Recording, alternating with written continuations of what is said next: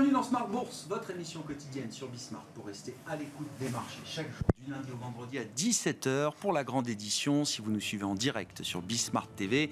Émission que vous retrouvez chaque soir en replay sur bismart.fr ou encore en podcast sur l'ensemble de vos plateformes préférées. Au sommaire de cette édition ce soir, nous allons pouvoir tirer les enseignements de cet excellent trimestre pour l'ensemble des actifs risqués et notamment pour les marchés actions avec des indices majeurs pour les marchés développés en tout cas qui tournent autour de 10% de performance et même plus d'ailleurs pour les actions de la zone euro qui font partie des actions ou des marchés leaders sur ce premier trimestre. On notera également encore la performance stellaire du marché japonais à plus 20%. Les États-Unis sont sur un bon plus 10 au terme de ce premier trimestre et les enseignements, nous allons les tirer dans quelques instants avec nos invités. La question étant de savoir si les tendances qu'on a vues se développer au cours des derniers mois sont des tendances qui ont encore de l'avenir, du vent dans les voiles pour les prochains mois, à l'aube de quelques baisses de taux de la part des banques centrales. Ça reste en tout cas une conviction forte aujourd'hui de la part des investisseurs au tournant du mois de juin notamment, qui semble être un point de rendez-vous consensuel pour beaucoup de banques centrales majeures, à commencer par la Fed et la Banque centrale européenne.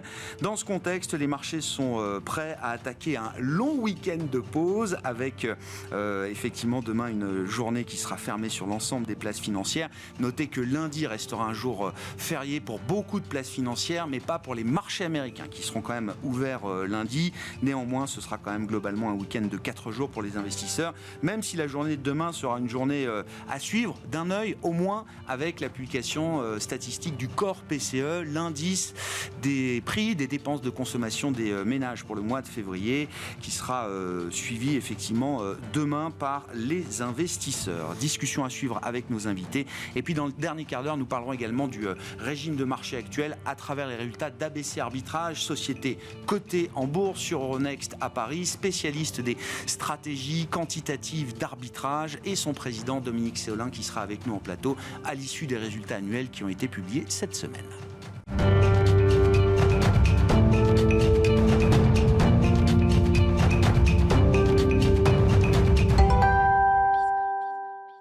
Mais d'abord, avant d'accueillir nos invités de Planète Marché, les infos clés du jour, c'est tendance mon ami, chaque soir en ouverture de Smart Bourse avec Pauline Gratel. Nouveau record à Paris à la veille du grand week-end de Pâques et des chiffres de l'inflation PCE de février aux États-Unis.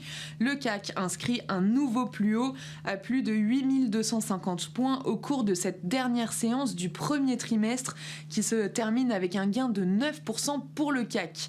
Du côté US, le S&P 500 pourrait clôturer son meilleur premier trimestre depuis 5 ans à plus 10%. Du côté des indicateurs, commençons tout de suite avec la troisième estimation du PIB des États-Unis pour le quatrième trimestre qui est révisée et à la hausse à 3,4% alors que les analystes tablaient sur une confirmation de plus 3,2%. Côté allemand, les ventes de détail se replient de 1,9% en février sur un mois, là où les économistes attendaient un rebond de 0,4%. Toujours en Allemagne, le taux de chômage ressort à 5,9% en mars, conforme aux attentes et identique au mois précédent. Du côté des actualités des sociétés, aujourd'hui, commençons avec Vusion Group, ex-SES Imagotag, le spécialiste des étiquettes numériques dans les magasins, qui publie des résultats meilleurs que prévu. L'entreprise fait état d'un bénéfice net en hausse de 328% à quasiment 80 millions d'euros et d'une génération de trésorerie nette de 68 millions d'euros. En 2022, la trésorerie était négative à moins 49 millions. Le groupe versera ainsi son premier dividende à ses actionnaires, des résultats salués par les investisseurs puisque le titre gagne 18% au cours de la séance et est en tête du SBF 120. L'autre forte hausse du jour, c'est Trigano, le constructeur de camping-cars, qui est en hausse de 10% aujourd'hui après avoir publié ses résultats trimestriels. Trigano affiche un chiffre d'affaires en hausse de plus de 18% à 2 milliards d'euros. Le constructeur indique également que son carnet de commandes est toujours élevé. À l'opposé, au sein du SBF 120, c'est Soitec dans le secteur des semi-conducteurs aujourd'hui qui signe la plus forte baisse de l'indice, à moins 16%. Le cours de bourse est à son plus bas depuis 2020. L'objectif de chiffre d'affaires pour l'exercice en cours déçoit les investisseurs. CGDIM, spécialiste des logiciels de santé, publie des résultats annuels en dessous des attentes des analystes. Par exemple, il tablait sur un résultat opérationnel de 35 millions d'euros, sauf que CGDIM n'atteint que les 20 millions. Le groupe plonge de 20% à Paris, son plus bas niveau depuis 1996. Demain et lundi, la plupart des grands marchés resteront fermés pour le grand week-end de Pâques. Malgré tout, on attend la publication d'indicateurs majeurs. Comme je vous le disais en intro, les chiffres de l'inflation PCE aux États-Unis pour février sont très attendus par le marché. Les revenus et les dépenses des ménages américains sont aussi au programme. Jérôme Powell, le président de la Fed, s'exprimera également demain.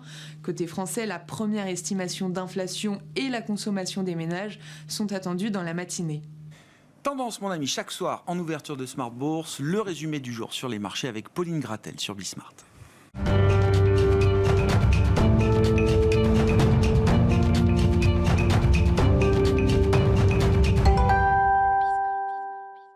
Trois invités avec nous chaque soir pour décrypter les mouvements de la planète marché. Étienne de Marsac est avec nous, le directeur de la SICAV Monakea Capital. Bonsoir Étienne. Bonsoir Grégoire. Merci d'être là. Merci à Zakaria Darwish d'être à nos côtés également. Bonsoir Zakaria. Bonsoir Vous Grégoire. êtes le responsable des solutions taux et crédit de CPR Asset Management. Et Benoît Pelloual nous accompagne également. Bonsoir Benoît. Bonsoir Grégoire. Ravi de vous retrouver. Vous êtes directeur des investissements de Natixis Wealth Management. Le bulletin de notes des marchés boursiers pour le premier trimestre est un très bon bulletin. Encouragement, effort à poursuivre. Si je redonne juste quelques mesures de ce qui s'est passé sur les marchés actions, notamment au cours de ce premier trimestre, l'Eurostock 50, les actions de la zone euro sont à plus 13%, grosso modo. Le S&P 500 américain est à plus 10. Le Nasdaq est un petit peu en dessous, plus 9. Ça reste une excellente performance. Les actions mondiales à travers le MSCI World sont autour de plus 8%. Et seul le Japon fait mieux que les actions de la zone euro, avec un effet de devise toujours important. Le Japon qui est à plus 20 pour le Nikkei. Que vous inspire ce tableau d'honneur, Benoît? Mon point étant, comment est-ce qu'on explique la surperformance des actions de la zone euro qui s'est fait avec des secteurs leaders comme la banque, l'assurance, l'automobile, l'industrie ou encore les médias? Ça montre qu'il y a de l'appétit pour le risque. En fait, quand on voit l'Europe qui surperforme, en même temps les valeurs cycliques dans leur ensemble qui surperforment très nettement, ça montre qu'effectivement il y a de l'appétit pour le risque. Donc il y a un message qui est envoyé par les marchés qui est très positif sur la croissance. Les banques également qui sont dans ce panel de secteurs qui progressent et qui tirent les indices, ça montre que le message qui est envoyé par les marchés, c'est de dire que on achète le cycle, donc le cycle va plutôt aller bien. Et en même temps, on joue une reportification des courbes de taux. Donc en fait, le message qui est envoyé par les marchés, c'est ce qu'on voit dans les niveaux d'indice. Quand on regarde les niveaux d'indice par rapport au niveau de taux d'intérêt, de prime de risque, ils vous disent qu'il n'y a pas d'atterrissage de l'économie. Et donc en réalité, les économies ont déjà plutôt tout atterri. Il n'y a que les États-Unis qui n'ont pas atterri. Et donc en réalité, le marché nous dit que les États-Unis sont sur une trajectoire de no landing. Donc ça, c'est vraiment un message qui est assez clair, qui est envoyé par les marchés. Maintenant, est-ce que ce scénario, il est réalisable? Est-ce qu'il est probable? Est-ce qu'il est même souhaitable dans la mesure où est-ce qu'il permet de ramener l'inflation durablement sur son objectif? La question est pas encore tranchée en réalité. Et quand on regarde dans ce rallye, il y a aussi une nette surperformance des valeurs de croissance par rapport à la value. Donc la value, ce qui est quand même assez surprenant parce qu'on avait normalement un cocktail qui était parfait pour voir la value surperformer sur ce trimestre. C'est-à-dire visibilité super bonne sur les résultats. Donc l'écart type dans le consensus sur les résultats, il était quasiment un plus bas depuis plusieurs années. C'est généralement un boulevard pour la surperformance des thématiques value. C'est-à-dire qu'on a confiance dans les résultats, donc il n'y a pas besoin d'être une prime à la qualité de façon importante. Les small caps surperforment pas non plus, elles restent à l'écart. Donc ce cocktail qui était normalement bon pour la value, il fonctionne pas malgré cette visibilité. Donc c'est pas complètement cohérent quand on regarde le tableau comme ça du marché. Voilà, donc il manque des pièces du puzzle pour être totalement cohérent par rapport aux signaux qui sont envoyés quand même par ces indices actions au terme du premier trimestre. C'est ça, et quand on voit un tel mouvement en faveur des valeurs cycliques, et qu'en comparaison on regarde les soft data, donc on regarde surtout celles qui sont aux États-Unis, parce que c'est vrai qu'on peut le voir en Europe, il y a un peu de mieux, on a une économie encore une fois qui a déjà atterri, mais aux États-Unis les soft data pointent pas vers une accélération de l'activité, ne pointent pas, au contraire, les indicateurs des Fed régionales ont plutôt montré qu'il y a, c'était pas l'accélération, mais plutôt l'inverse qui se profilait. On a taux de chômage aux États-Unis qui a commencé à remonter. On a un tiers des États, même plus de la moitié des États américains qui ont un taux de chômage qui accélère sur 12 mois, même certains qui ont déclenché des niveaux qui sont un peu inquiétants. Donc, ce qu'on voit dans ces soft data macro et dans le taux de chômage, etc., c'est pas véritablement ce qui est le message qui est envoyé par le marché. En tout cas, ça corrobore pas le message qui est envoyé par le marché. Mais ça soulève pour ceux qui voient ça, face à ça, la Réserve fédérale américaine nous dit on sera là. Je pense justement que c'est ça le message qui est retenu par le marché, c'est-à-dire qu'en réalité, on a un cocktail très étonnant où on resserre la politique monétaire d'un côté. Enfin, on dit qu'on la resserre, mais on fait tout pour annihiler tous les effets négatifs d'une politique monétaire resserrée. C'est-à-dire qu'on met des conditions de financement sur les marchés qui sont super bonnes. Donc en fait, on a resserré que pour monsieur tout le monde, la politique monétaire. On protège de tous les effets négatifs de ce resserrement sur le secteur bancaire. Donc on maintient sa capacité de prêt de façon fondamentale. On dépense aussi. Il y a le budgétaire qui, aux États-Unis, on dépense comme on a rarement dépensé. Donc au final, le message est contradictoire. On resserre la politique monétaire pour ramener l'inflation à l'équilibre, mais en même temps, on fait tout pour ne pas subir ces effets négatifs. Alors c'est une très bonne nouvelle. Ça nous évite une stratégie qui a permis quand même... Enfin, je ne sais pas si c'est cette stratégie qui a permis, mais en tout cas... Avec cette stratégie, on voit l'inflation revenue à 3% aujourd'hui aux États-Unis. Alors on va voir, c'est plus compliqué le retour pour l'instant. Encore une fois, l'objectif c'est de la stabiliser durablement sur ces niveaux-là. C'est ça l'enjeu. Et encore une fois, quand on regarde la dynamique des salaires, quand on regarde le coût du travail aux États-Unis, il n'est pas fondamentalement compatible avec une inflation stabilisée durablement autour de 2. Il y a encore un effort à faire de ce point de vue-là. Donc c'est pour ça que ça explique la volonté quand même de certains de commencer à temporiser sur le discours sur les baisses de taux. Mais c'est vrai que ce discours où on dit qu'on resserre la politique monétaire, mais en même temps on explique qu'on est là pour baisser les taux très très rapidement, le message est reçu par les marchés de cette façon-là. Très rapidement, ils le disent moins ouvertement. Exactement. C'est en train justement peut-être d'être un peu recalibré. Ça a été fondamental parce que les anticipations très agressives de baisse de taux de fin d'année dernière, elles se sont en partie corrigées et on a ensuite une Fed qui a de nouveau abondé, confirmé. C'est très rare d'avoir une Fed qui confirme les baisses de taux attendues en remontant sa prévision de croissance de façon significative et en remontant l'inflation corps dans ses projections. C'est un message qui est quand même assez difficile à lire. La Fed est prête à tolérer plus de croissance nominale pour plus longtemps. Est-ce que c'est un mal et est-ce que ce serait anormal que les marchés ne se réjouissent pas de cette situation et du message qui a été envoyé et confirmé encore lors des derniers meetings Alors je pense que c'est ni un mal et cette hausse et progression des indices n'est pas non plus irrationnelle. C'est-à-dire que si on regarde effectivement les classes d'actifs de manière universelle, assez homogène, tout monte. Que ce soit les actifs financiers, les actifs risqués, les matières premières, les denrées alimentaires, l'énergie, tout monte de manière inconditionnelle et ça nous dit quelque chose qui est de l'ordre du concours de beauté, si on reprend l'analyse keynésienne, c'est-à-dire du beauty contest, du beauty parade. C'est, me semble-t-il, très exactement ce qui se produit. Et dans l'analyse keynésienne, cet univers où tout accélère, il est lié à la stimulation de la demande et à la stimulation de l'investissement. Stimulation de l'investissement, d'où ça vient ? Ça vient effectivement de politiques budgétaires qui sont ultra expansives. Et si on regarde notamment la progression des déficits aux États-Unis, on sait que le déficit où l'investissement fédéral, il est en hausse depuis un an de 14%, donc mi-mars, vous avez une progression de la dépense fédérale de 14% par rapport à l'année dernière, quand les recettes publiques, elles, n'augmentent que de 7%. Ça veut dire quoi ? Ça veut dire que la dépense publique augmente 2 fois plus vite que n'augmentent les recettes. Ça augmente dans quel poste ? Les postes de l'éducation, les postes des services, les postes de la défense, avec les multiples dont on parlait tout à l'heure, et qui donc, du coup, viennent nourrir cette embellie et cette phase d'accélération haussière, qui donc n'est pas complètement irrationnelle. D'autant plus qu'à mes yeux, ce produit, ou du moins ce qu'est en train de célébrer le marché, c'est des changements de paradigme. Quel changement de paradigme ? Alors, ça y est, changement de paradigme, on y est. Il ne sont pas forcément durables. Non mais reprenons un tout petit peu de distance. On est passé de hausse de taux assurantielle, quel que soit le niveau de croissance, à baisse de taux assurantiel, quel que soit le niveau d'inflation. C'est quand même un gros changement. C'est-à-dire qu'il y a un an ou même deux, les hausses de taux étaient inconditionnelles, quelle que soit l'éventuelle récession. Aujourd'hui, on a le sentiment que la pyramide s'est inversée et que les baisses de taux sont inconditionnelles, quel que soit l'atterrissage de l'inflation. Ça a été très bien dit lors du dernier FOMC. On a une révision haussière de la croissance. Une révision haussière de la cible d'inflation à la fin de l'année, donc croissance 2,1, ce qui est quand même au-dessus de la croissance durable, du potentiel qui est 1,8. Corps PCE vu à 2,6, ce qui est quand même largement encore au-dessus du niveau de 2%. Donc ce qui amène à dire aussi que me semble-t-il qu'on est en train de célébrer, peut-être de manière un peu fluide ou pas très bien encore assimilée, c'est le renoncement à la cible d'inflation de 2%. À partir du moment où vous avez une Fed qui annonce une baisse de taux, il y a une tolérance plus importante qui s'installe. La tolérance, exactement, et le message en tout cas il est donné et il est en train de se diffuser dans la sphère des investissements. On ne peut pas le dire mais on le fait.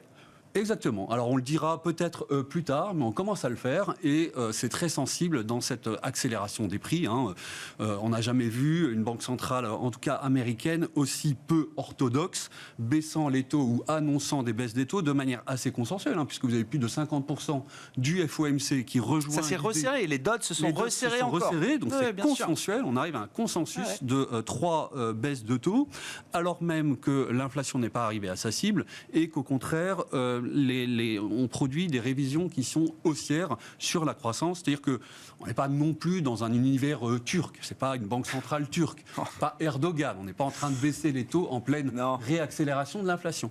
Mais il y a quelque chose d'un changement de curseur dans le niveau d'orthodoxie du FOMC. Depuis que je suis les marchés, la Fed a toujours été perçue comme une banque centrale structurellement dovish. Oui, mais alors elle ne l'était plus. Il y a eu la parenthèse. Entre 2020, il faut réancrer les anticipations d'inflation, évidemment. Absolument. Mais là, c'est quand même un peu différent puisqu'on accepte de prendre le risque de désancrer les anticipations d'inflation de sorte d'assurer un atterrissage qui, pour l'instant, n'est ni soft ni hard. Ça a bougé les break-even 5 ans là alors les break-even, pas tellement. Non, mais en revanche, les taux réels baissent. Les taux réels baissent de 80 BP, vous êtes passé de 2,8 à 1,6. Et donc ça aussi, ça nourrit les achats de protection. Alors on voit bien, donc du coup, ce souci de l'inflation dans les achats de protection sur le gold, sur le bitcoin, sur les matières premières, sur le cuivre, etc. Après, en parallèle de ça, quand on prend les anticipations d'inflation des ménages, on vient d'avoir la deuxième estimation de l'enquête auprès des ménages réalisée par l'Université du Michigan. Un an, c'est à moins de 3% maintenant. Voilà, les anticipations des ménages, ça fait partie des anticipations qui sont regardées par la Fed. Il n'y a pas que celles des ménages, bien sûr, mais elles sont en train quand même de converger vers l'idée d'une inflation plus stable et inférieure à 3%. Votre regard sur cette situation de marché, la question étant, est-ce que la Fed joue un peu trop avec le feu des marchés aujourd'hui, Zaccaria? Je ne le pense pas, justement, pour des éléments qui ont été évoqués, plusieurs éléments qui ont été évoqués. Le premier, c'est que les anticipations d'inflation n'augmentent pas. L'objectif principal de la Fed, c'est qu'il n'y ait pas de désancrage de ces anticipations-là. Et on voit dans les différentes enquêtes, on les voit sur les break-even d'inflation, on est sur un atterrissage à la cible.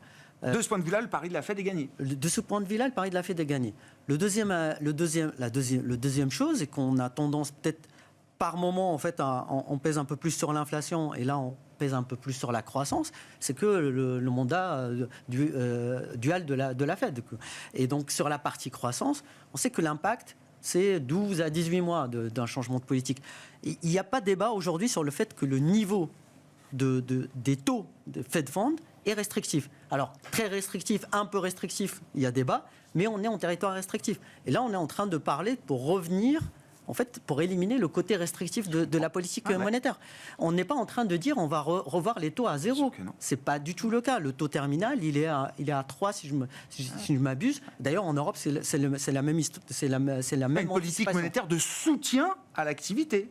On gomme le niveau restrictif. En tout cas, c'est l'enjeu des baisses de taux. Exactement. Et donc, on veut le faire en anticipation parce que effectivement, la croissance tient, mais on a plusieurs indicateurs qui nuancent cette image complètement rose de la croissance américaine. Je pense notamment au PMI, je pense à l'ISM, sur le secteur immobilier, les pending homes.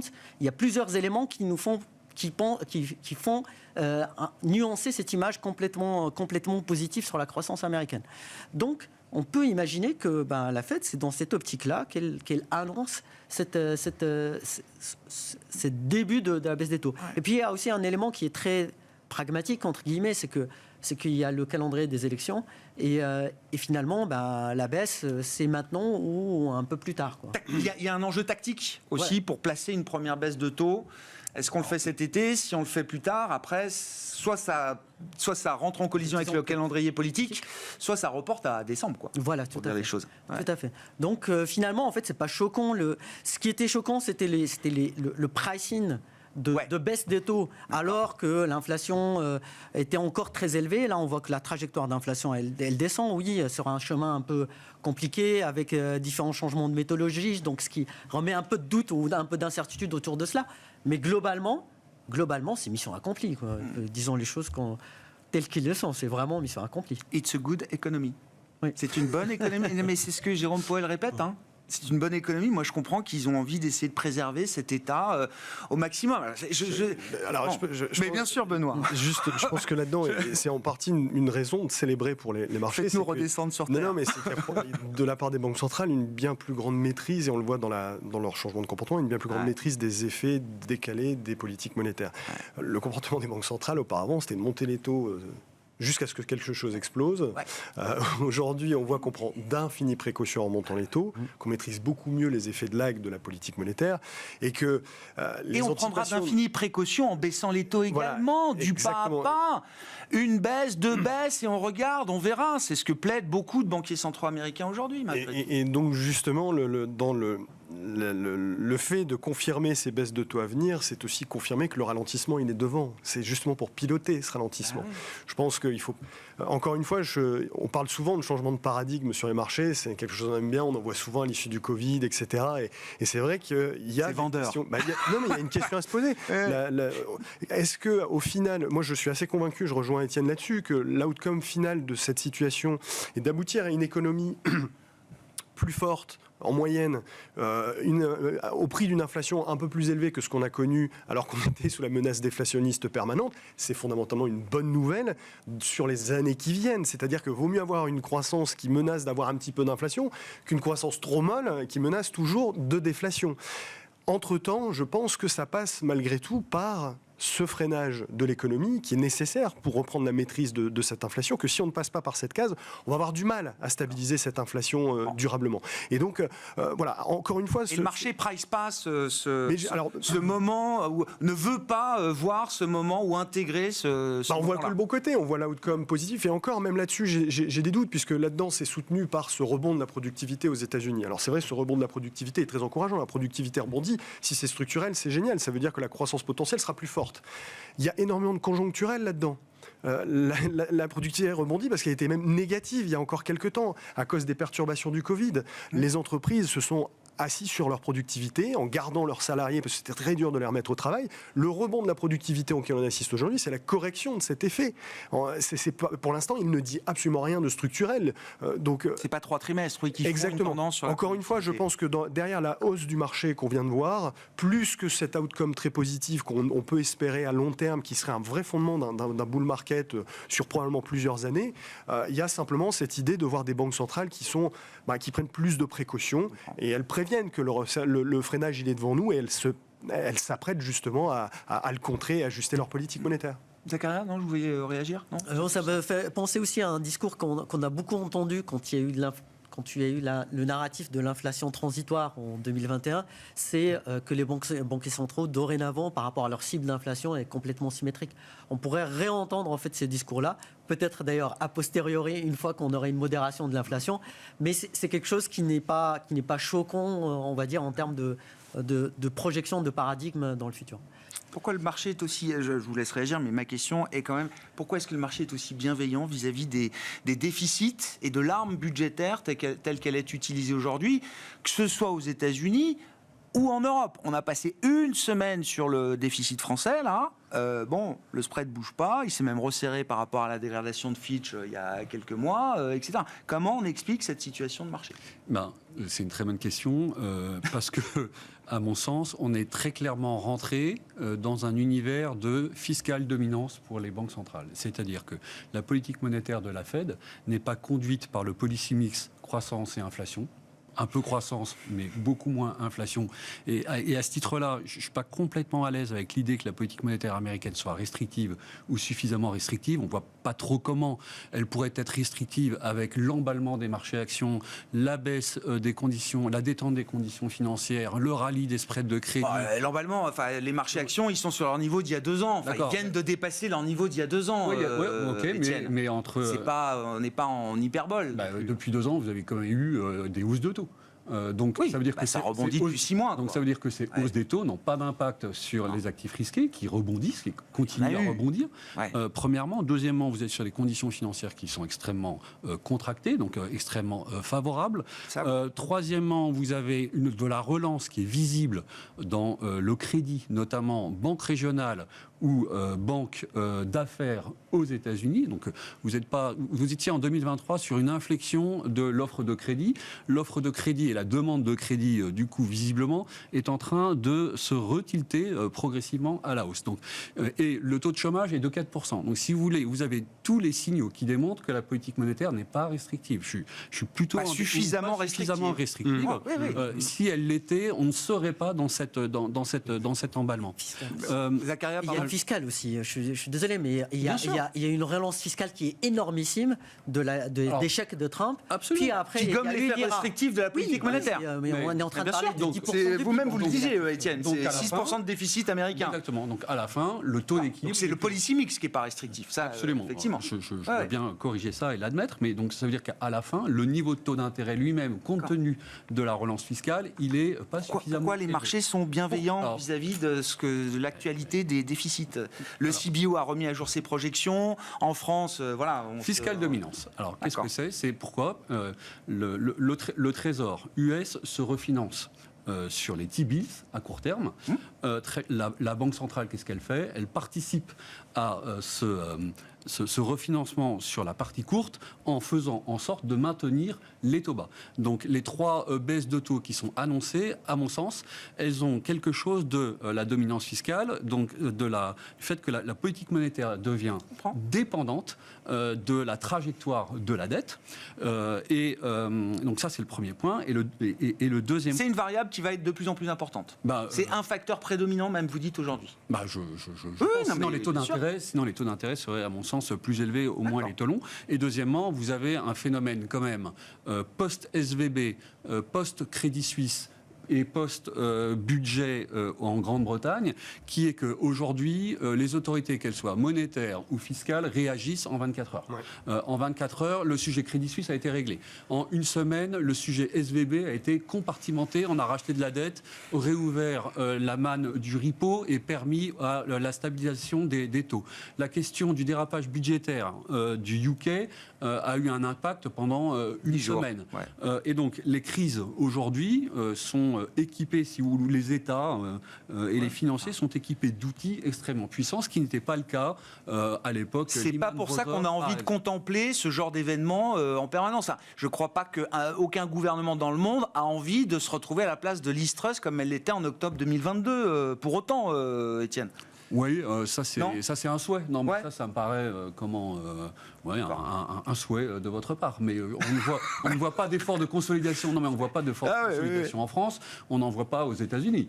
Donc ça me paraît hautement. Et donc il y a un risque de moment à la Truss là, comme le dit le patron du CBO, si ça continue comme ça. Oui, c'est-à-dire que en fait, vous avez les taux américains sont du coup assez sensibles à un choc exogène. C'est certain, on est quand même dans un univers qui n'est pas sain. Voilà. Benoît ? Juste, je rejoins totalement Étienne sur cette idée qui est, à mon sens, fondamentale. C'est que effectivement, la politique monétaire est resserrée à travers les taux, mais c'est pas, enfin, les taux, c'est la chose, c'est ce qu'on voit. Mais il y a tous les effets du resserrement monétaire à travers la pression qu'on met sur le bilan des banques. En remontant les taux, on dégrade le bilan des banques. Ça fait partie de la politique monétaire. C'est l'exercice normal de la politique monétaire. À la différence d'auparavant, et c'est exactement ça, on fait tout pour éviter ces effets négatifs-là. Ça a pour conséquence, à mon sens, extrêmement positif, c'est de dire que probablement on enlève les crises de liquidité, les risques de crise de liquidité. C'est-à-dire que les récessions qui dérapent complètement, comme on les a vues en 2008, etc., c'est probablement plus du tout le scénario, c'est fini, c'est du passé. En revanche, ça pose quand même un problème de savoir est-ce que c'est suffisant, et ça va être l'objet de la discussion, est-ce que ça va être suffisant pour stabiliser sur l'objectif d'inflation ? Et c'est là où la politique budgétaire entre en ligne de compte. Est-ce que c'est possible avec de telles politiques budgétaires de ramener une économie avec une inflation durablement stabilisée ? Et j'ai envie de dire, même si elle est prête à tolérer une inflation un petit peu plus élevée qu'auparavant, je doute qu'avec un tel rythme de dépenses, notamment aux États-Unis, on soit capable de stabiliser l'inflation sur un niveau souhaitable pour la Banque centrale. Comment vous expliquez que le marché obligataire n'ait pas mis de stop encore à ces questions-là ? Pourquoi les bonds vigilantes ne sont pas là, tous dehors, sortis à justement demander des prix plus élevés pour chaque émission, etc. Parce que les conditions de liquidité sont encore extrêmement bonnes. Étienne l'a mentionné, les conditions de financement sur le marché sont extrêmement bonnes. Vous avez en plus le facteur technique, encore une fois, aux États-Unis, il y a cette facilité de dépôt nouvelle depuis 2019. Si on regarde pourquoi les réserves des banques ont été préservées et ce qui contribue de façon fondamentale à maintenir un bon niveau de liquidité dans le marché, elles étaient préservées parce que c'est la facilité, cette nouvelle facilité de dépôt qui a été absorbée. On arrive à la fin. D'ici cet été, il n'y a plus rien dans cette facilité de dépôt. Si on prélève justement sur les réserves des banques, les conditions de liquidité seront moins bonnes dans le marché. Ça aura des implications sur le cycle, ça aura des implications éventuellement également sur les questions budgétaires. On peut mentionner la fin ou en tout cas la diminution du rythme du quantitative tightening. Ah bah bien sûr, qui fait partie aussi de la gestion des questions de liquidité. Ils n'ont pas envie de reproduire, c'était quoi, fin 2018, c'est ça, où il y avait quand même des petits sujets de plomberie sur les marchés monétaires ou de repo aux États-Unis. Comment vous expliquez la bienveillance des marchés obligataires à ce stade sur la question des déficits en général ? Je veux stigmatiser personne, évidemment, comme pays, bien sûr. Si on parle des États-Unis, parce que alors, si on parle des États-Unis. Les États-Unis, en fait, c'est très spécifique. Et justement, si on regarde un peu la tuyauterie du marché obligataire américain, pour simplifier, il y a la partie courte et la partie longue. Le déficit, on va le voir sur une prime sur la partie longue. Ce qui se passe aujourd'hui, c'est qu'il y a eu il y a un excès de liquidité. Les fonds monétaires, le rang court, c'est au plus haut depuis très très longtemps. C'est quoi, 6, 7, 8 trillions peut-être c'est cet ordre-là, non ? Ouais, j'avais en tête 9, mais... Ouais, c'est ça, c'est peut-être voilà. 8. Moi, j'avais 8, mais je voulais pas... oui, donc c'est 8, Ce 9. Ce cash-là était déposé principalement dans cette facilité de reverse repo. Donc, ce qui se passe aujourd'hui, le Trésor doit émettre pour financer ce déficit. Ouais. Ce qu'ils avaient fait, en fait, c'est un équilibre complexe entre la demande qu'on va avoir sur le long et ce qu'ils vont émettre sur le court. Ce qui se passe aujourd'hui, c'est que, et c'est ce qu'on a vécu en novembre, ce qui a encore plus alimenté le déclenchement de la baisse des taux, c'est que finalement, le Trésor, il voit que la prime sur le long est trop élevée. Donc on fait du court. On fait le court. Ouais. Et ça tombe bien, j'ai deux gros acheteurs. Ouais. J'ai la Fed qui est en train de réduire la partie longue pour monter la partie courte. Et j'ai aussi ces fameux fonds monétaires. Ces fameux fonds monétaires, il y a un prix de marché en fait à cela. Si on paye quelques points de base, mais vraiment pas beaucoup de plus, les fonds monétaires viennent et vous financent vos T-bills. Et donc, il n'y a pas de sujet de financement à aujourd'hui. Mais ça impose, mais il y a une pression sous-jacente, c'est-à-dire qu'en fait, on ne peut pas émettre n'importe quel montant sur la partie longue, donc il y a quand même des contraintes fiscales. Mais l'équilibre est quelque part, on va dire, il est toujours implicite en fait. Il est toujours implicite et au final, le gouvernement ne pourra pas, on verra ce que donnera le calendrier, enfin les résultats électoraux. 5 novembre, bien sûr. Mais le gouvernement ne pourrait pas faire de façon continue n'importe quoi sur la partie déficit. Pour traiter quelques autres sujets, un mot, alors je sais pas, du yen, du yuan, voilà, on voit quand même des pressions qui s'exercent, le yuan est pris entre la force du dollar et la faiblesse du yen aussi, qui est la grosse devise concurrente pour les économies exportatrices en Asie. Alors je sais pas ce qu'on peut dire sur ces sujets, Benoît. Justement, une chose à surveiller, la faiblesse du yen, à ce titre sur les conditions de liquidité dans le marché, plutôt rassurante, en l'occurrence, parce que une remontée du yen avec une remontée des taux au Japon, un changement de statut, là, pour le coup, de paradigme où le yen ne serait plus une monnaie de carry trade, mais une vraie devise comme les autres.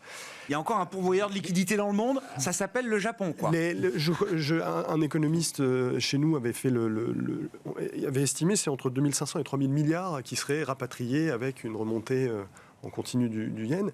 Les conditions de liquidité deviendraient un petit peu plus compliquées dans les autres zones géographiques si le yen changeait de statut. Donc à ce titre, effectivement, c'est plutôt rassurant. Mais attention, parce que ce qui se passe au Japon va indirectement avoir des conséquences partout dans le monde, justement, sur ces conditions de liquidité. Il faut vraiment très surveiller ce qui se passe là-bas, parce que si on ne pilote pas avec d'infinies précautions la politique monétaire du Japon, on le fait déjà parce qu'on considère qu'on a maintenu dans les pays développés des conditions monétaires trop accommodantes trop longtemps. Au Japon, ça fait 20 ans, ça fait plusieurs décennies, on maintient des conditions monétaires aussi accommodantes, donc les précautions sont encore plus importantes à prendre là-bas. Donc il faut surveiller, je pense que c'est un des éléments, un des vrais facteurs de risque justement à ces conditions de liquidité qui sont bonnes, il est là-bas justement au Japon. Ils s'en sont bien tirés là sur pour l'instant, effectivement, et c'est très rassurant. Ça a été bien communiqué, bien anticipé. Même recette. Même recette. Et pour l'instant, on n'ira pas plus loin, c'est un peu le message qui est ressorti de tout ça. Je veux être plus restrictif, mais je reste quand même accommodant. C'est un peu la même recette. Oui, sur les marchés émergents, Étienne, je ne sais pas, est-ce que... beaucoup de banques centrales émergentes partaient bien en tête en anticipation que la Fed allait pouvoir baisser assez rapidement ses taux et de nombreuses fois en 2024. Est-ce que le fait que le calendrier de la Fed soit peut-être un peu décalé, un peu amoindri, est-ce que ça pose des problèmes pour d'autres marchés dans la sphère émergente ? Dans la sphère émergente, pour le moment, en fait, on vit plutôt un moment qui est assez favorable, puisque si vous prenez, ne serait-ce que la corrélation entre les taux souverains émergents et les T-bonds US, dans un univers de taux stables, voire baissier taux de la part de la Fed, en général, vous créez des conditions qui sont plutôt favorables pour les pays émergents. C'est-à-dire qu'on a l'habitude de dire que l'achat de dette émergente, c'est un bet, un pari sur la baisse du taux directeur américain.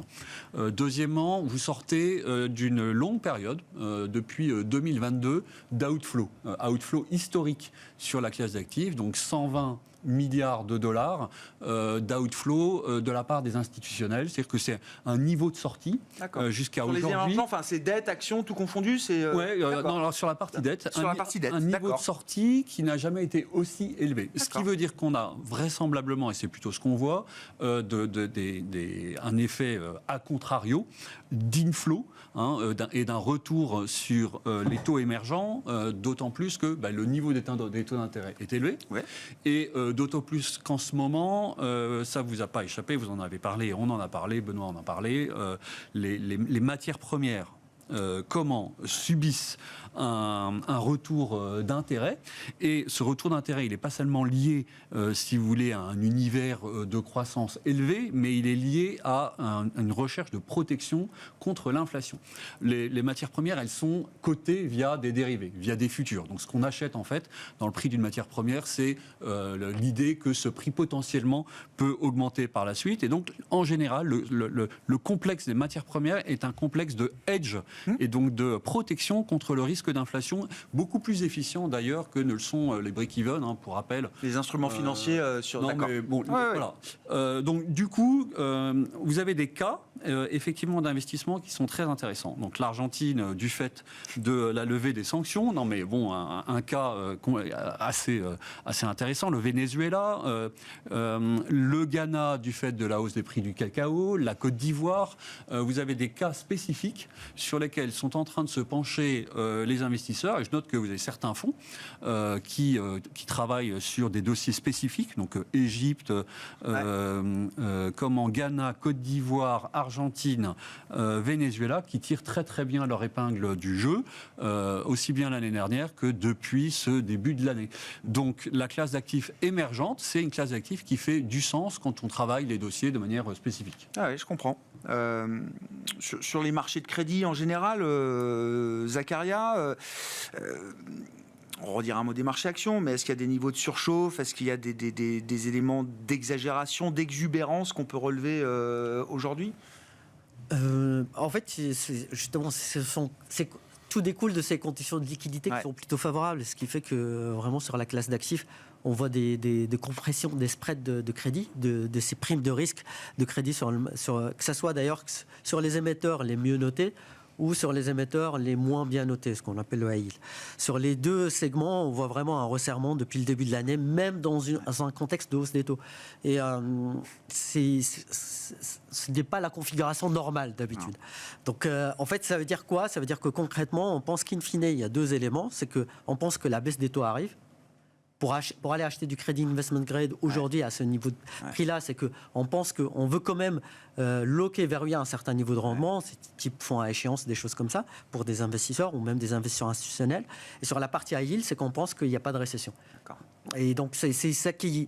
On regarde plus les spreads, quoi. En fait, on regarde les spreads pour aller chercher un pick-up, un surplus de rendement, d'autant plus que les... Mais c'est le taux qui compte, quoi. Voilà, exactement. Mais on voit que, en fait, on voit quand même que ce qui s'est passé là, pour parler justement du restrictif, non restrictif, et de la transmission de la politique monétaire aux États-Unis, on parle des taux très élevés. Mais ce qui s'est passé sur ces 2 dernières années, le marché du high yield, les émetteurs les plus risqués aux US, eh bien, en fait, ils avaient une maturité moyenne des titres de 4 ans. Aujourd'hui, c'est 2,5. Donc, en gros, c'est pendant un an et demi, il ne s'est quasiment rien passé. Mais du coup, ils n'ont pas subi cette hausse des financements. Aujourd'hui, les émetteurs qui avaient des émissions les plus longues, ce sont les émetteurs sur lesquels les spreads de crédit sont très resserrés, parce qu'on dit qu'il n'y a toujours pas de problème de financement. Les autres qui viennent aujourd'hui, ils payent un peu plus cher. Donc, il y a une prime et ça explique pourquoi, dans un contexte où la liquidité est positive, ça explique ce resserrement des primes de risque. Donc globalement, ce que traduit le marché de crédit, c'est le même signal quelque part que ce qu'on voit sur le marché action aujourd'hui. Si on revient là sur la fin du trimestre, est-ce que ce qu'on a observé des tendances et des performances, notamment des actifs risqués, des marchés actions, est-ce que ça va générer, ou est-ce que ça génère des rebalancements importants, peut-être, chez les fonds de pension, dans des grands investisseurs équilibrés Oui, parce qu'en fait, donc on a une performance sur les marchés actions, grosso modo, de plus de 10, quoi. Alors que sur le marché du crédit, sur l'investment grade, c'est négatif de la part de la hausse des taux, et sur le high yield, c'est de plus 1,5 à plus 2 en fonction des segments, des zones. Donc on va réavoir cette réallocation.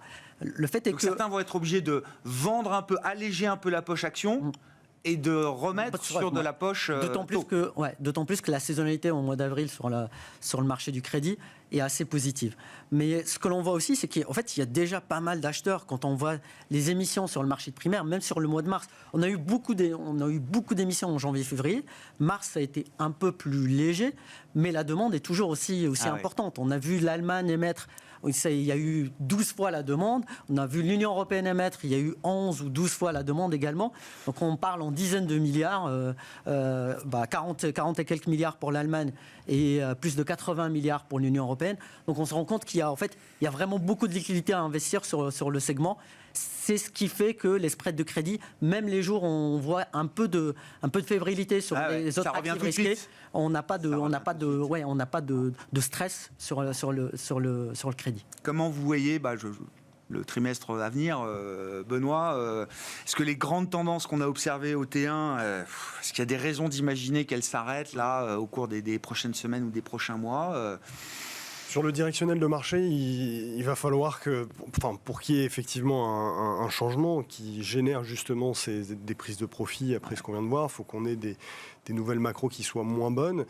Ça semble quand même s'orienter vers ça, c'est-à-dire que les indicateurs de surprise, je parlais aux États-Unis, en gros on s'oriente vers un peu plus, des surprises moins bonnes sur la croissance et également sur l'inflation dans ce qui est devant nous. Donc il faut suivre ça avec beaucoup d'attention.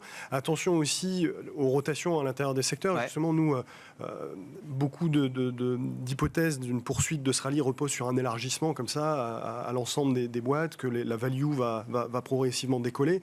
Notre scénario plaide quand même pour que l'économie ralentisse, qu'on passe quand même par la case d'un landing qui prenne la forme, une forme ou une autre. Et ça plaide plutôt pour une rotation à l'intérieur des thématiques croissance. Et c'est vrai que les valeurs de la technologie, on se concentre essentiellement là-dessus. Et c'est vrai que c'est la moitié des valeurs de croissance aux États-Unis. C'est beaucoup moins vrai en Europe. Et malgré tout cela, malgré leur poids, la prime des valeurs de croissance dans leur ensemble, elle est sur la moyenne des 10 dernières années. Nous, c'est plutôt un accroissement de cette prime qui est plutôt en vue. Si la croissance, elle se met à se tasser un peu, qu'on perd un peu de visibilité sur les résultats, on sera incité à mettre cette prime à la qualité. Et il faut bien voir que justement les secteurs qui en plus profitent normalement des baisses de taux et de ce contexte-là sont quasiment les pires performeurs de ce trimestre. Justement, food and beverage, etc. Utilities, donc voilà, je pense qu'on pourrait un peu avoir de la rotation comme ça, qui se comprendrait aussi avec des prises de bénéfices un peu sur la tech. Il faut bien avoir en tête que c'est pas que la tech deviendrait un très mauvais secteur. Nous, on y croit, on pense qu'il n'y a pas de bulle, on y croit fondamentalement à long terme, mais à un moment, des boîtes comme Nvidia, elles vont pas non plus battre les attentes parfois déraisonnables des analystes. À un moment, il y aura une petite déception, et c'est là où, d'un point de vue macro, c'est important, parce que c'est ce qui peut générer une correction sur le marché, c'est ce qui peut générer des effets richesse négatifs. Donc voilà, ça a une importance, et c'est plutôt des rotations vers des choses un peu plus visibilité, qualité qui se profilent pour nous, en tout cas. Merci beaucoup, messieurs. Merci d'avoir été avec nous pour cette dernière séance du premier trimestre 2024. Benoît Pelloal, Natixis Wealth Management, Étienne de Marsac, Monakea Capital et Zakaria Darwish, CPR Asset Management.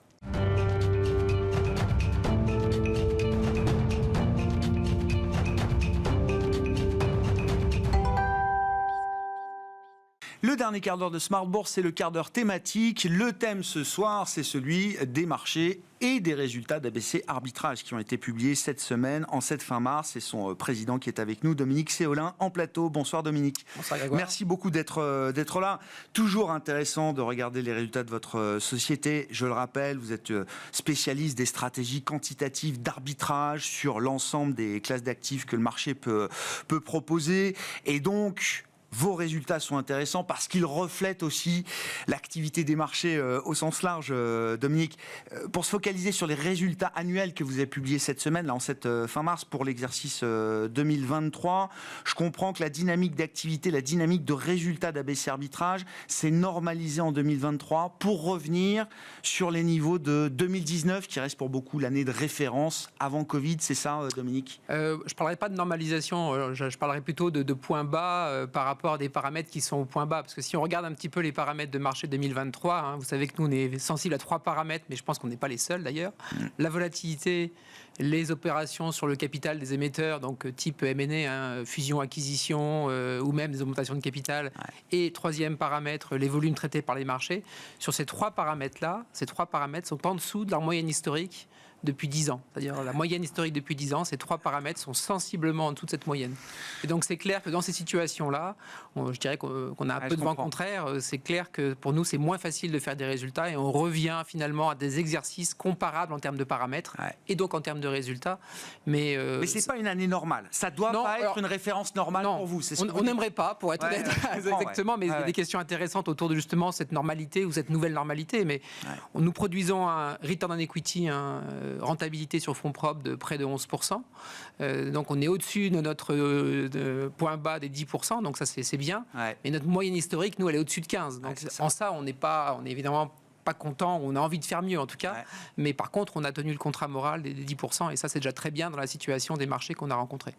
Qu'est-ce que vous comprenez du régime de marché ? Alors, celui dans lequel on a évolué en 2023, puis celui dans lequel on évolue aujourd'hui et dans lequel on va évoluer dans les prochains mois. C'est-à-dire que le marché factorise l'idée qu'il n'y a plus de hausse de taux de la part des banques centrales, qu'il y aura sans doute quelques baisses de taux. Sur ces 3 grands paramètres qui sont votre matière première pour l'activité d'ABC Arbitrage, volatilité, M&A, volume, qu'est-ce que vous dites du régime de marché actuel ? Oui, je pense que déjà factuellement, ce qu'on peut voir, c'est que les indices battent des records. C'est pas une surprise au sens, c'est déjà connu. Donc les indices battent des records. On est sur des plus 15% en 6 mois, des choses un peu impressionnantes. On est sur des volatilités encore sensiblement en dessous de leur moyenne historique. Sur les marchés actions. Sur les marchés actions, là je parle exactement, excusez-moi, vous avez raison, la précision est importante. Et on a une activité sur les fusions-acquisitions qui commence à redémarrer au mois de mars, mais c'est peut-être un petit peu tôt pour parler d'un redémarrage, mais il y a quand même des signaux positifs qui viennent un peu compenser ce qu'on appelle l'expectation gap, c'est-à-dire en fait l'année dernière les prix étaient très élevés, les taux très élevés, donc il faut que les investisseurs, les acheteurs et les vendeurs se réajustent. Donc pour l'instant en tout cas, il est clair que les marchés sont optimistes, Il est clair qu'ils pensent que les banques centrales vont baisser les taux, mais plus que ça, je pense qu'ils ont la sensation que le risque n'existe plus ou que la prime de risque n'existe plus. Et à juste titre, hein, si on considère que le passé récent est le meilleur prédicteur du futur proche, en février 2023, la Banque centrale américaine est intervenue immédiatement et pour des montants importants et en garantissant les gens qui avaient le dépôt des personnes. SVB, voilà, SVB, merci. On en parlait dans l'émission, on faisait le bilan du trimestre avec les invités précédents. Mais oui, on a tous oublié SVB. Non, les intervenants de marché n'ont pas oublié ce qui s'est passé et la manière dont la Fed a pu réagir à ce moment-là. Et donc, je vous rappelle en particulier, ils ont garanti les dépôts, mais surtout, ils ont autorisé les retraits sans pénalité. Et donc, ça, ce n'est pas un jeu capitaliste. Hein. Certains parlent d'économie administrée. Le terme est sûrement un petit peu fort, mais en tout cas, ils sont là. Ouais. Et la taille des banques centrales est encore très significative. Hein. Ça veut dire qu'elles ont finalement autorisé des hausses de prix parce que finalement, elles-mêmes ont servi d'apport de liquidité de carburant à cette hausse de prix, en fait. Donc le put des banques centrales, la croyance, ou même plus que la croyance dans le put des banques centrales, est toujours solidement ancrée aujourd'hui dans les marchés. De la part des investisseurs, oui. Je le dis, je l'ai dit l'an dernier et je le répète, on a quand même un grand nombre d'éléments géopolitiques et économiques qui devraient amener de la volatilité, sauf si les banques centrales, à chaque fois qu'il y a un jeu capitaliste qui se met en place, hein, que moi je trouve sain pour différentes raisons, y compris des raisons sociales, si un jour vous avez envie, on pourra en parler, mais en fait, tue ce jeu capitaliste. Exactement, votre expression est tout à fait correcte. À ce moment-là, évidemment, ces problèmes économiques que nous pouvons avoir, en particulier ce que j'appelle un peu de manière caricaturale le mur de la dette qui est devant nous, hein, si on regarde les graphiques des dettes à rembourser et donc les probables refinancements à avoir, sachant que les taux vont peut-être baisser, mais jamais revenir au taux précédent, hein, il est clair que ces dettes vont poser un problème. Donc soit ça va créer des refinancements en equity, donc en action, et donc ça c'est plutôt bon pour nous et on va y trouver aussi notre part à jouer, soit il y aura des problèmes de refinancement et donc des revalorisations ou des corrections de valorisation qui vont se mettre en place fin 2024 et début 2025. Mais allons-y quand même, parce que la question qu'on se pose, c'est est-ce que la Fed joue avec le feu avec une croissance nominale qui est révisée à la hausse, qui va être plus forte pour encore plus longtemps. La Fed nous dit qu'il y aura quand même quelques baisses de taux assurantielles. Les marchés applaudissent des deux mains, des deux pieds, avec tout ce qu'ils peuvent. Mais quand on essaye de réfléchir un peu au-delà, vers quoi ou vers quel type de risque ça nous emmène, Dominique ? C'est vrai que s'il faut réfléchir au risque. Oui, moi, en tout cas, c'est ce que j'aime faire. C'est le métier, bien sûr. C'est gentil de m'amener sur ce terrain-là. Donc, alors, évidemment, si vous voulez, que personne, aucun d'entre nous, en tant que citoyen, n'ait envie d'une crise financière ou économique, c'est une évidence. Donc évidemment, tant qu'il y a de la musique et qu'on peut danser, dansons. Mais quand même, ça pose des questions, vous avez tout à fait raison, sur la crédibilité à terme, sur les monnaies souveraines et sur la capacité finalement à continuer à avoir cette crédibilité sur l'ensemble des citoyens du monde occidental, j'allais dire des démocraties en tout cas. On sait que les déficits américains sont très significativement constant. Donc on est au-dessus de 6% pour 10 ans. Hein, exactement. C'est ce que dit le CBO américain. On voit bien qu'en Europe, certains pays ont des difficultés pour ne pas nommer la France. Et c'est logique, hein, vu les dépenses qu'on met en place. Et donc ça pose des questions sur notre capacité à financer ça à long terme. Bon, moi je pense qu'en tout cas, c'est un acteur central. Ce sont des acteurs centraux, les banques centrales, hein, c'est le cas de le dire. Mais clairement, il y a quand même des risques géopolitiques. On devrait retrouver un peu de volatilité. Et s'il n'y a pas de volatilité et que tout le monde est heureux, on devrait retrouver des opérations sur le capital et des fusions-acquisitions. Sur le M&A. Exactement. Oh, ça a l'air prometteur. J'ai l'impression qu'on voit passer beaucoup de papiers, de deals, etc. L'activité M&A est en train de remonter avec des grosses market cap qui sont concernées par du M&A, listés et non listés, les deux. Et puis un rebond en nombre, en tout cas, qui existe et qui est intéressant. Comment vous regardez les développements du moment de ce que j'appelle l'ingénierie financière? C'est aussi bien l'avènement des zero-day options, donc ça a été à Wall Street et ça arrive désormais sur les marchés d'Euronext, les ETF Bitcoin également, qui ont été des marqueurs, j'allais dire, des derniers mois. Comment vous regardez cette ingénierie financière, toujours infinie, bien sûr, hein. Ben voilà, c'est ça qui est intéressant. Donc, pour la petite l'anecdote, je la raconte régulièrement. Donc, il y a 25 ans, on m'avait dit que notre métier était fini parce que bon, les produits ceci, les produits cela. Donc, la compétition augmente, mais le nombre de produits à traiter aussi. Et ça, c'est très excitant d'un point de vue intellectuel, j'allais dire, ou un point de vue business. Et on se dit qu'il y a des choses sympas à faire. Maintenant, on peut se poser quand même des questions d'un point de vue économique ou d'un point de vue citoyen. Là encore, si je me remets un peu, je me décale de mon intérêt premier et puis je regarde un peu ça en tant que citoyen. C'est vrai que ce sont des produits qui posent question. Ce sont des produits dont la plupart sont ultra spéculatifs.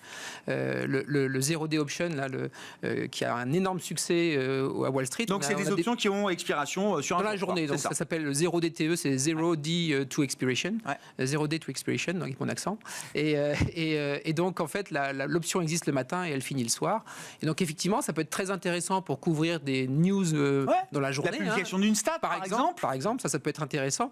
Il se trouve que 40% quand même de ces options-là sont traitées par des particuliers et qu'on ressent. On peut imaginer qu'ils n'ont pas besoin de se couvrir sur la publication. On peut imaginer que pour certains d'entre eux, en tout cas, il y a un aspect un peu casino, un peu jeu qui peut se mettre en place. Et ce qui est très intéressant, c'est qu'il y a eu des études par des banques américaines qui ont démontré qu'en cas de forte volatilité, ces options pourraient à plus de 1000 milliards d'encours, pourrait générer un excès de volatilité supplémentaire, enfin en tout cas un surplus de volatilité significatif sur le S&P si on devait avoir retrouvé des situations type 2020 ou type 2016, enfin des choses comme ça. Non mais typiquement, ça veut dire que c'est des développements qui sont importants, structurants peut-être pour l'activité, enfin structurants j'en sais rien, mais qui sont des facteurs nouveaux, importants à prendre en compte. On observe, nous ne sommes pas là-dessus directement pour l'instant, peut-être qu'un jour, mais en tout cas c'est intéressant. Si ça accroît structurellement la volatilité effectivement du marché, c'est aussi un paramètre pour. C'est prévu.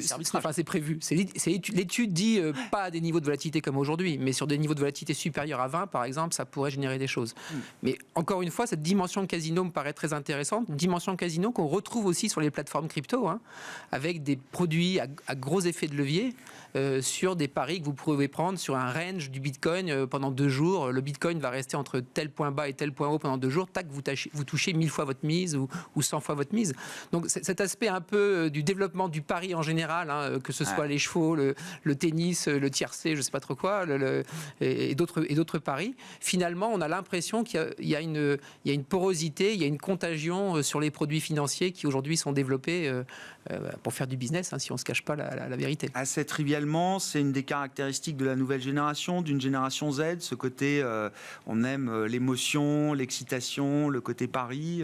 Alors, on ne va pas tout leur mettre sur le dos, mais c'est vrai qu'on peut dire que la génération actuelle d'investisseurs, peut-être, j'allais dire, quel que soit leur âge, alors peut-être pas les très anciens qui sont plus dans les fondamentaux, aiment bien ce côté un peu pari et ce côté réactivité, en tout cas, de dire bon, voilà, si c'est pour gagner 3 € en 3 mois, ça m'intéresse pas, donc je vais vraiment vouloir jouer. C'est une porte d'entrée. J'ai l'impression que pour une nouvelle génération, c'est peut-être la porte d'entrée. Il faut accepter que ce soit la porte d'entrée vers les marchés financiers. Oui, complètement. Et j'ai l'idée que derrière, on peut aussi transformer son attitude d'investisseur et la faire évoluer. Je pense pas. Moi, pas de jugement par rapport à ça. J'ai pas de jugement moral. Je constate factuellement quelque chose qui se passe et j'ai pas de jugement moral du tout par rapport à ces investisseurs. Est-ce que vous êtes toujours satisfait d'être le patron d'une société cotée en bourse, Dominique? Ça fait quoi, 20 ans qu'ABC Arbitrage est coté? Ça fait un peu plus de 20 ans. Un peu plus de 20 ans. Tout à fait. Je vois que le 1er mars, vous avez communiqué parce que vous avez reçu beaucoup de questions de vos actionnaires sur la baisse du cours de bourse qui était tombé, je crois, au plus bas depuis de nombreuses années. En tout cas, pas agréable. Donc, non, mais bon, qu'est-ce que vous leur avez répondu? Et encore une fois, ma question, j'y reviens. Est-ce que vous êtes toujours satisfait d'être une société cotée aujourd'hui sur des marchés d'entreprises de petite et moyenne capitalisation boursière? C'est une bonne question. Alors, je pense que d'abord, on peut répondre pour ABC Arbitrage, puis on peut élargir le scope avec ce que vous avez été président de Middle Next, l'association du secteur qui représente les petites et moyennes valeurs cotées sur la place de Paris. Donc, c'est un sujet qu'on travaille et qu'on essaye de bien connaître, en tout cas, même si c'est toujours complexe. Sur ABC Arbitrage, ce n'est pas un moment agréable et franchement, je suis désolé pour nos actionnaires qu'ils aient vécu une situation comme celle-ci. C'est une situation qui vient, et on l'a compris un peu ex post, mais parce que c'est un mécanisme un peu compliqué, qui vient de la sortie de l'indice MSCI des mid-small d'ABC Arbitrage, qui avait déjà subi une qui a généré un flux vendeur derrière. qui a généré un flux vendeur par les ETF de réplication de ces bien indices. sûr. Ah, mais bien sûr. Et ces ETF détiennent finalement des quantités trop importantes au regard de la liquidité des mid-small en ce moment. Et donc c'est un sujet intéressant. D'accord. Je pense qu'on va Il y a des effets multiplicateurs en plus. tout à fait. Alors, en l'occurrence, là, les ETF de réplication du MSCI Mid-Small détenaient un peu plus d'1 million de titres ABC arbitrage, alors que la liquidité des titres ABC arbitrage se situe plutôt autour de 50 000 titres par jour, un peu plus. Bien sûr. Donc, évidemment, vous voyez le gap à combler Quand en ça 30 sort, jours. ça, c'est des effets Donc, de prix importants. Voilà, exactement. Donc, évidemment, si on avait produit un résultat 10 fois supérieur à celui qu'on vient de produire, je pense qu'on aurait eu un effet de compensation positif. Ce n'était pas le cas. Et donc, l'objectif de la communication du 1er mars, ce n'était pas de juger ce que faisait l'ETF, ce n'était pas de dire si le cours de bourse était au bon prix, mais de rappeler factuellement notre activité, les éléments de cette activité et les éléments de risque de notre métier, que les actionnaires puissent juger en âme et conscience de leur envie de rentrer ou de sortir en fonction du prix qui peut être aussi une bonne opportunité, puisqu'on distribue un dividende significatif, ce qui fait qu'au cours actuel, on doit être sur un rendement de près de 8%. Donc ça peut être aussi une bonne opportunité. Est-ce que vous êtes toujours satisfait d'être... Alors voilà, on vient, on vient au sujet suivant. Donc moi, j'allais dire oui, parce qu'on ne peut pas s'arrêter à un épiphénomène qui est un phénomène dans lequel on a pris un peu d'énergie, si je suis honnête, c'est sûr. Mais bon, quand même, on a plus de 20 ans de cotation avec des belles histoires et des actionnaires fidèles qui sont là depuis plus de 20 ans et qui ont des prix de revient négatifs. Donc c'est quand même pas non plus rien, donc c'est plutôt bien. Néanmoins, c'est vrai qu'on peut, si on élargit un peu le scope, on peut quand même regarder l'environnement mid-small coté, qui est un environnement problématique aujourd'hui. L'écosystème, si on ne se cache pas les yeux, est en souffrance. Il y a de très belles histoires dans les boîtes cotées. J'ai la chance de côtoyer le patron d'Interparfum, le patron de Wavestone, de Thermador. Il y a de très très belles histoires et j'espère qu'ABC Arbitrage sera classé dans ces très belles histoires. Mais quelque part, il y a un problème. Ce problème, il vient de quoi ? Un manque d'introduction en bourse sympathique, des sorties importante en nombre. Une attrition de la cote. Et donc une attrition de la cote et une attrition de la liquidité, c'est-à-dire de moins en moins de ce qu'on appelle du buy side, donc des gens qui achètent des mid-small. Et donc il est plus que temps de se réunir autour d'une table et de trouver des solutions pour rendre ce marché plus attractif. En gros, le CAC, depuis le début de l'année, je crois, a fait plus 15 et les mid-small ont fait plus 4. Oui, plus 4. En tout cas, beaucoup moins en tout cas. Donc c'est sûr que c'est un sujet très intéressant.